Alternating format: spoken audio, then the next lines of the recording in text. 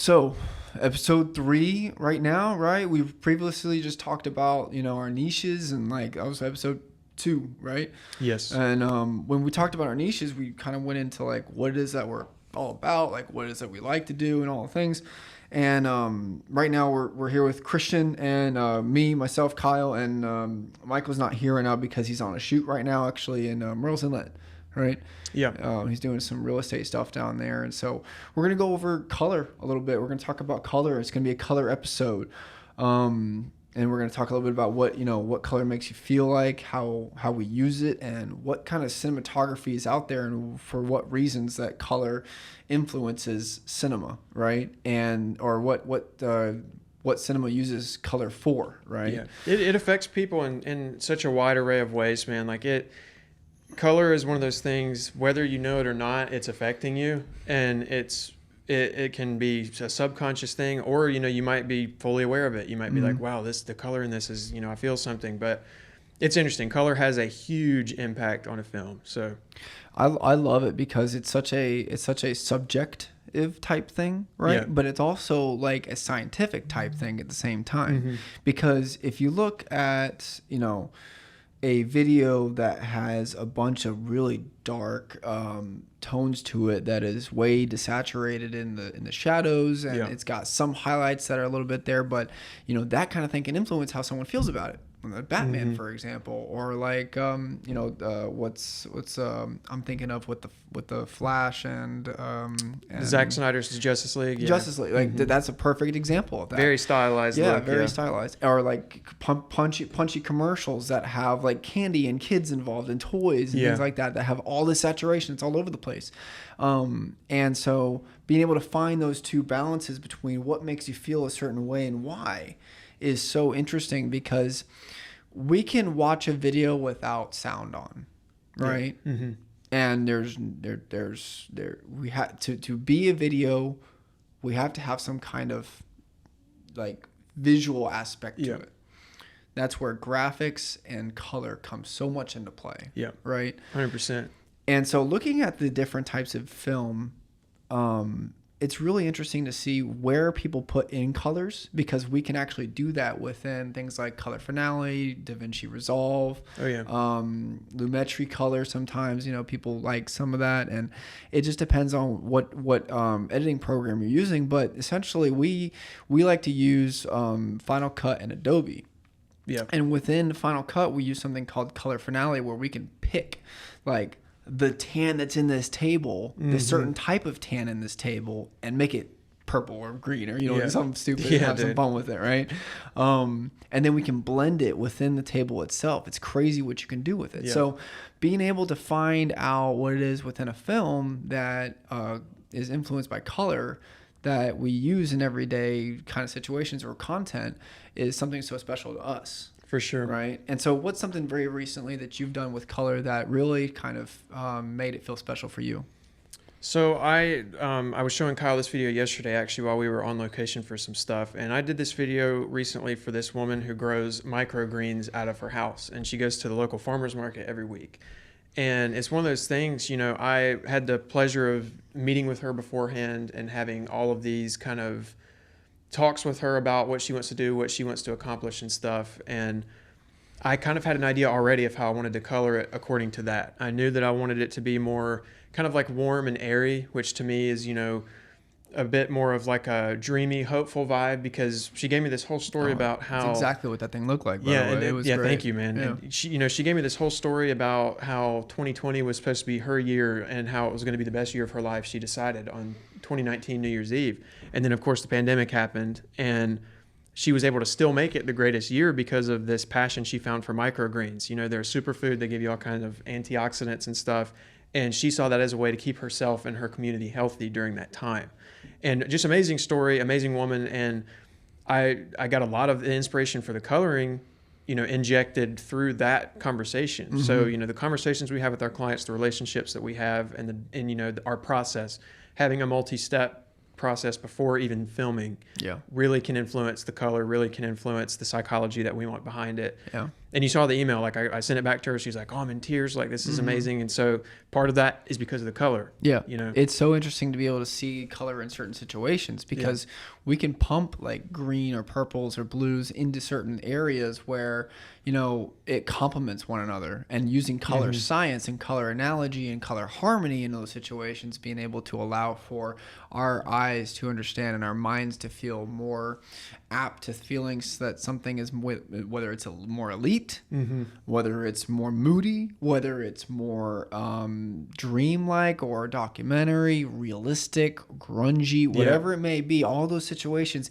kind of are influenced by color. Now you can help color out by like overlays and stuff like that, which is cool, but being able to finally find a good space where the colorist can really create a beautiful image For sure. and still be able to convey that message through mindset. Yeah, right. absolutely. Now, any big video production companies that have been established for 15 plus years or anything like that, we're not saying that we're colorists by any means, or we have a very dedicated in-house colorist, but being able to adhere more to it, I tend to go towards that route a little bit and try to research that realm a little bit more and more as things go on. When being able to find frames where the complementary colors are influenced so well, and being able to touch base with how the client wants their branding to look. I know that's a huge deal, right? Definitely. For example, like visit myrtlebeach.com. Yeah. They are a massive client of ours, but they like all their stuff to have this little matte look to it, right? It's not so saturated. It's not the most saturated thing in the world. If you look at their most recent commercials, they actually have like desaturated tones in them. Because they're kind of going for that more hippie look, more up-to-date modern look at the same time. Everyone's trying to be Asheville at this point. No, dude. But, yeah, for sure. I get that. You know man. what I'm saying? I feel that. Yeah. So it's that kind of look that people, you know, are starting to move towards, and I think you starting to see in a lot of different areas. And again, different types of color can be used for different types of situations. Like your airy film, you know, it's really depends on what mood and what's trying to be conveyed. So absolutely. I'm not going to be using my CrossFit tones inside of a documentary for a nonprofit, right? It's a conscious choice every time. And it's like, you know, for stuff like YouTube content, or for something like, you know, our personal stuff, we can, you know, kind of stick with the signature style. But part of the fun is meeting a client, learning their mission, learning their goals, and coming up with a custom solution for them. And, you know, I know, like, so with you kind of leaning more into the color side of things, what is your kind of general process like? Like what, like from just roughly start to finish, kind of what is your flow? Yeah. So it's a lot of fun to be able to bring in different moods and tones to things. But the first step, you have to come back to the basics. You make sure exposure is correct in every situation, whether it's the clouds and the inside. Like if you have a real estate agent asking you to expose the inside the same as the outside, well, that real estate agent probably can't afford to get that done, to be honest with you. It's a lot of work, man. Let's be honest, in the Myrtle Beach area. No one said that. No one said that. But nevertheless, being able to get the exposure correct is the first process, right? We try to essentially be able to find out where we don't blow out highlights, we don't crush shadows, right? That's a huge deal. Pay attention to those scopes. Yeah, watch the scopes, check them out. You'll get used to understanding them. And scopes are something that in the film world, we actually have a bar where we actually look and see where the color in the different types of spaces within the image is being affected. And throughout the whole clip, it usually can be handled very easily in the same way. We can just kind of watch that as we're going through the different sets of images. And so with that then comes saturation. You know, I try to find a good spot where, you know, we're trying to go for. If it's more of a punchy kind of commercial, we'll end up adding more punchy tones to it. If it's a elitist kind of commercial, we'll probably bring down the tones a little bit on the saturation, depending on if it's in the highlights or the shadows, or, you know, foreground, background, just depending on the situation. we can actually mask those situations as well. So For sure. being able to put more color in the highlights, or being able to bring more saturation down into the shadows or something like that, really affects those moods. So we can kind of go in those realms of things.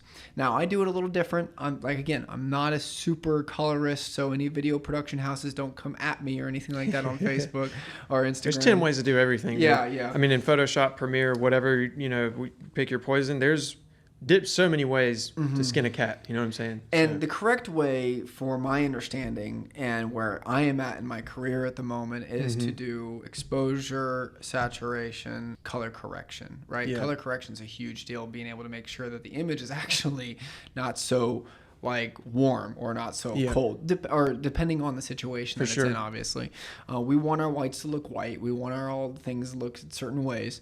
And so with that, we have to make sure we get to a middle ground where we can then input things like looks and LUTs and all those kinds of fun things. That's all the fun stuff. Being able to expose right, color correct, and make sure saturation's all the right ways is the baseline. For sure. It's very easy to do that kind of stuff. And what's cool is, I'll give you an example. Very recently, I shot a small micro content piece for a company called Rhino Demolition. Jake Smith over there has had us on just to show some of his shoots off, to explain what's going on. And we had a shot where I needed to show off the building where the plywood was on the windows for his clients to be able to see that they actually take that extra step to be able to protect their stuff. But nevertheless, the building itself showed a little bit of open space where the open space, which was the sky. I exposed for the building, but the sky was there and the clouds were a little bit, in the background. They weren't punching enough. And so I was like, okay, well, what am I going to do here to be able to fix that? Very simply put, we put a mask on the negative space where the actual blue sky is at. A little trick up your sleeve. Pull it out a little bit. You have to be able to create more dynamic range in those situations. So if there's a situation that comes up where we're able to kind of be able to put some things that people can actually see. People don't. It's wild, man. Like it's when, I know you're not a tripod guy, but it's funny. Tripods make it much easier to pull things off like that. And I've had plenty of things, where I've taken, I filmed the person, I'll notice a window's blown out or something, and there's like nothing I can really do about it. And so I'll have them move out of the image, and I'll jack the shutter speed way down, or not the aperture, whatever. And I'll take a clean plate. And then after the fact, I'll just mask out that window, blend it in, feather it out, and it looks like a more, well-rounded dynamic range situation. On topic of the tripod stuff, right? If you end up shooting a situation where there's windows in the background, you could obviously expose for both, mask out the same shot, and be able to input the windows in the background. You can do stuff like that. It's not the most professional thing in the world, but then there's lighting and all that too. And all the things that can affect that. It's process. a whole process, right? But being able to get the exposure right, I think, is what a lot of videographers locally struggle with, to be honest with you. For sure. And I not to say that in a negative way, but just to say that like as help, like learn how to expose right, and things will magically change for you. They really will. It's not something that's so hard that you just got to learn your camera. Especially with log. I'm an avid log shooter. I love Sony S-Log 3, and if you don't expose it right, it falls apart. So you have to know how to expose it. And it's not this huge intricate thing. You just look at your meter, and you try to you learn scenes, and you kind of have a bank in your mind where you enter scenes after a while and you know what to do. So log is one of those things. Exposure is necessary. And for people to know what like color science is on cameras, is log is very simply put a color space that allows for the image to be so flat that a colorist can come in and create an image, or someone who knows color, right, can create an image through that, because we are allowed to have the creative complexity behind that to be able to use it in any way that we want. So people who are good at color, people who understand color, people who are good at creating color, understand exactly how to use their cameras as well, because they need those color spaces to be exposed right so things don't fall apart, like Christian's explaining. So it's a whole complexity of things, but essentially we need to be able to expose, correct, saturate, and then there comes the look. Yeah. And there comes all the LUTs and all the things. Yeah. I do it backwards. I don't like to start from a LUT, to be honest with you. Really? See, I typically do. That's And interesting. everyone says that. Everyone does. Yeah. And in our line of work, the caliber of clients that we're working with at the moment, it's easier for me to actually start with just exposure. People put a LUT on all the time, and then they go ahead and start from there and all the things. And it's okay. Maybe use ACEs or go to the log or assume log or something like that. That's great. But being able to put a LUT on afterwards, and then de-strengthen or pull that meter down. That's where the magic happens.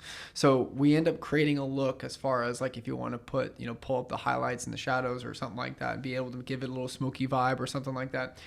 In those spaces, we can then put a LUT on afterwards and pull the strength of it down. If we end up doing that, then we can actually, if it's not clipped, obviously you got to watch those exposures. Yeah, for sure. Or those shadows too crushed. If you pull that LUT down, then you can give it this feel and you're just popping color into certain areas in a different way. A lot of people don't like to do that, and it's not the most professional way to do it. I'll admit that. But the fact of the matter is that we're not working with clients at the moment where they need hundreds of thousands of dollars of big productions where that stuff's kind of necessary. People get the beautiful image out of what they see, and then after that, then come masks if anything needs to be changed. If I need to whiten someone's teeth or pull out some kind of color in some situation where it shouldn't be, or if I see a color being crushed too much, we can actually blur the colors together in our tools that we have, so that you can not have artifacting going on. Yep. And then 10-bit footage affects that. Like there's so many things, dude. Yeah. So our cameras that we're filming on right now here, they actually have 10-bit 422 color spaces. And so what that means is that they're actually able to handle a certain amount of color change after post. There's other things that go involved with it, obviously, but that's one of the things that actually helps with us creating, and we know what we can do with the color. Like if we had said something like 10-bit 444, we can imagine what we would do with something like that. Well, then like the Blackmagics that have 16-bit raw, and it's just a playground at that point. But and talking about like whitening someone's teeth or something like that, all of those things, and we'll talk about this more when we get into graphics. All of that is like sauce. Yeah, extra special sauce. Bit of sauce. Yeah, and we're gonna make Seth put a little graphic right here, just like a big sauce pan. Sauce. Maybe a fun thumbnail. But dude, speaking of that though, one thing that you and I are both connoisseurs of that I think adds a lot of special sauce and does affect the color as well is the mist. Yeah. We both are. We love the mist. We're not using them right now because like why use it for a podcast, but. I don't know. We'll change. Let us know if you want the mist. We'll throw it on. We might throw that sauce, If that'll get your subscription, man, we'll throw on the mist. But it's funny, dude. Kyle and I love the mist. And I was watching a video recently by YC Imaging, and he's somebody who I've watched on my journey. He's a filmmaker I respect on YouTube and stuff. But it's funny. I had like a kind of respectful disagreement lately. And he had this video where it was called like Stop Using Your Mist Filter, or like Why I Stopped Using My Mist. And he basically just said he was using it for everything and how he saw it as a crutch. And I thought that was interesting because like I use it on everything, typically that's not super corporate or, that just simply doesn't call for it. But I use it on as much as I can. And that's because at this point, I consider it like a hallmark of my style. I think it's a part of what you get from me. You hire me because you like the way my stuff looks. And I think part of that is the mist. Same as photographers who use like, you see like engagement sessions, that warm brown look is so in. And it's like you hire them because you like that look. And it's like people come to us and they'll be like, "What? Your footage is just a little different. Just something different. There's something there. It's that mist. That's that special sauce. It sets it off, dude. Seth, come on, give me that sauce. The mist sets it off, and I'd love to get some of your opinions on that, dude. Just like the mist and how it can affect things and what. Yeah, so I've used it in so many situations. You see a lot of wedding filmmakers starting to use it for them now because it's dreamy. It gets that dreamy 100%, look, and there's different levels of the mist. So you can go from like for moment diffusers, there's like 10 and 20%. They're for Tiffin Black Pro Mist. It goes from like 1/8 to 1/4 to half to it just goes up from there. Levels to the mist. Levels to the mist. Podcast title. We need some kind of we need t-shirts, right? Yeah. But the mist itself allows for blooming to happen around the highlights, and so what's so cool about that is like let's say we have a scene where someone is looking out of a window, right? Then the window's not going to be so sharp now. Yeah. The window is actually going to be blooming over that face, and the highlight roll off is going to be so nice as far as it goes, depending on the quality of the mist filter. But being able to use the mist filter in so many situations, corporate stuff, probably not the best, but being able to do things in artsy situations. We talked in our second episode about how much it is that I like travel film work, or you like your events and things of that nature, right? Depending on the event, depending on all that, like we have to figure out, okay, is it appropriate for a corporate style event, right? Or is it appropriate for a travel film, right? Yeah. And so with that being said, in certain situations where we have like peaking sun just coming over the sunrise and things like that, mist needs to be turned down a little bit because it's going to be so blown out. You're not going to see the detail in the clouds. You can go overboard with it. Or in a situation where maybe you're peeking around the corner of a building or something like that, or you're just kind of in the space where you're in a pub maybe, and there's like some halogen lights everywhere. That's going to be where mist is going to come out, and you're going to be like, oh yeah, let's use it here for sure. It's one of those things, man, like everything else in video, whether it's color, whether it's graphics, with it being a sauce comes, you can have too much of it, and you have to know when to use it. That's part, even though, we consider it a big part of our style, it's important to, listen to the client, have, read the room, understand various situations and scenarios that we're in, and determine if it's going to add or subtract from the video. And most of the time I think it adds. And, and the effect that it has on highlights and windows and stuff as well, I don't want this to sound negative, but it's funny. It can almost sometimes act as an excuse for some overexposure. You know what I'm saying? Because sometimes windows are just hard. Like certain instances, if you don't have the lighting, if it's more run and gun documentary, sometimes you just don't have the option to get a super dynamic image. And that just press record. Say what? So you just got to press record. Yeah. Right? Oh, dude. Yeah. Shout out to Sean Cannell, Think Media, dude. But it's one of those things like, it kind of stylizes it. It's like if you can't beat it, join it. If I can't get it super dynamic, if I can't get the clouds exposed, why not add a little bit of style to it? And I think that's good. What's so cool is I see a lot of travel filmmakers starting to do this now. Is like a lot of their media is like trying to be Super 8. Trying to be like interesting. It is just film TV, or people like, obsessed with just film. Very old school like looks. And I'm talking like the 70s TV, like all that noise, all that. Sometimes you ain't gonna get like the detail that you think that you're gonna get out of these camera lenses, right? Matty Hopoya just had a great video about vintage lenses. He's like, there's something I have a whole arsenal, dude, about vintage lenses that gives character to the image, right? And it's a style, right? There's been like lenses he's talked about on there that just give an overall green look to everything. It's things like that just to make it just different, right? Different than a camera lens that's been pumped out in 2022 that just super clean, super sharp, super all things.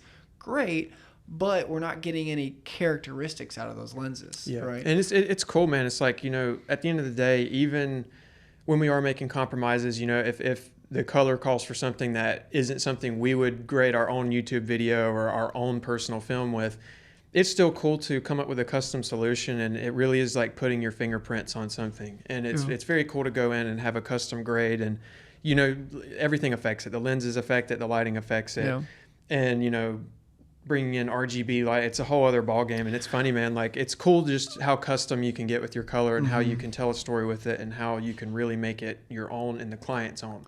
So you've talked about like baking things in and getting overdone with like mist and things like that. You'll laugh at me. So when the anamorphic filters came out, I was like, yo, let's try this. Like, let's really try this. Yeah, dude. We were at a CrossFit event where they released an open workout. It's complicated, but we went to different gyms and we released workouts for the client, the athletes to be able to use or try. And so in that comes a massive gym, lots of people. Okay, use all the filters you can to make it look so cool. Don't do that. That's a mistake. I promise you. Let me save you right now. But like in the situation, we use an anamorphic filter.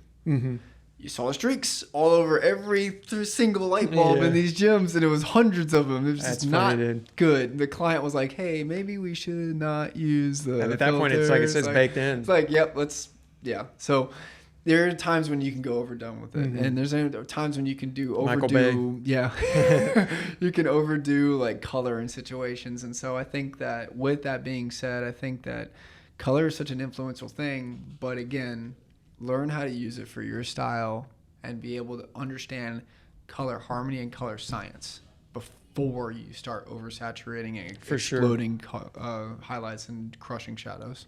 Yeah, and we're having fun with it. You know, like he said, we're not color scientists. You know, we can read scopes. We know the basic psychology of things, and so don't come after us. But it's still cool, man. It's all fun, dude. It's all fun. So that's great awesome. Conversation. Yeah, dude, it's cool. Next week we're gonna go ahead and go over graphics. We're gonna talk with Christian again and go over some of that. We'll see if Michael will be here or not. But again, like, check us out if you like this content. We'd love to be able to create more. This is organic conversations. What 963 is all about. It's being able to elicit organic conversation through film and media and be able to kind of show who we are to you guys, because again, we're trying to make our footprint in the Grand Strand area. We love y'all. We love being able to create this content. We just got to be able to show you guys who we are. So again, Christian, you got anything else? I think that's it, man. I mean, awesome. I think we covered our bases. I'm excited to talk graphics next week. So it'll be a lot of fun. Yeah. So I appreciate you, man. I hope you guys have a good day. Like, subscribe, share all the things on all the Facebooks and Instagrams and all the whatevers that are out there. Peace. Take care. Later. Peace.